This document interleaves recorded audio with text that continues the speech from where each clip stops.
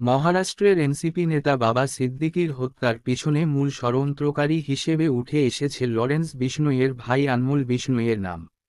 Police নিশ্চিত হয়েছে যে কানাডা থেকে এই হত্যার পুরো পরিকল্পনা চালিয়েছিল আনমোল, যদিও পরে সে আমেরিকায় পালিয়ে যায় এবং সেখানে জাল নথি ব্যবহার করার অভিযোগে গ্রেফতার হয়।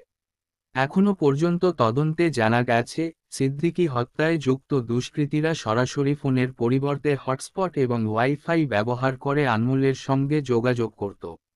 আকাশদীপ গিল নামে এক অভিযুক্ত পুলিশকে জানিয়েছে, সে এক শ্রমিকের ফোন হটস্পট ব্যবহার করে এই পরিকল্পনার সঙ্গে যুক্ত ছিল এবং নিজের লোকেশন গোপন রাখতে ফোন ফ্লাইট মোডে রাখত।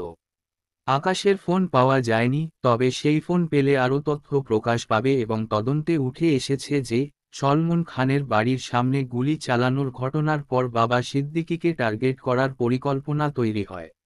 লরেন্স বিশনোইয়ের গ্যাং সলমনের ঘনিষ্ঠ ব্যক্তিদের নিশানা করার সিদ্ধান্ত নেয়, যার ফলে সিদ্দিকী হত্যার ছক কষা হয়। যে আনমোল বিশনোই ডাব বা কলিং নামে অবৈধ টেলিফোন এক্সচেঞ্জ সিস্টেম ব্যবহার করে দুষ্কৃতীদের সঙ্গে যোগাযোগ করত।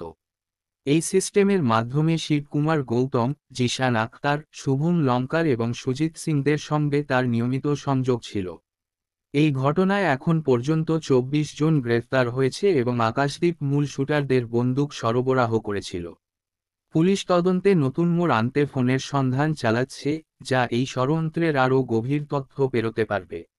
আপনাদের কি মনে হয়? কমেন্ট বক্স ফিডব্যাক দিতে ভুলবেন না। আর নতুন দর্শক হয়ে থাকেন পরবর্তী ভিডিও পেতে চ্যানেলটিকে সাবস্ক্রাইব করতে ভুলবেন না।